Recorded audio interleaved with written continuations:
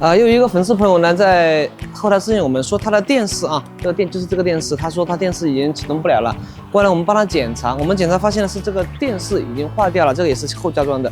然后根据我们沟通呢，就直接给他换了一台我们的13.3寸的电视。这个电视呢是一个独立的安卓系统，它有谷歌、YouTube。一般的那个 Life 这些全部都可以用的，而且你喜欢的什么软件呢都可以安装上去。不管你的车有什么需求的话，都可以在下方留言或者后台私信我们，我们都可以给你出一个完美的解决方案。而且呢，我们检查呢是不收取任何的费用的。我也发了噻，有没有同龄搞点回啊？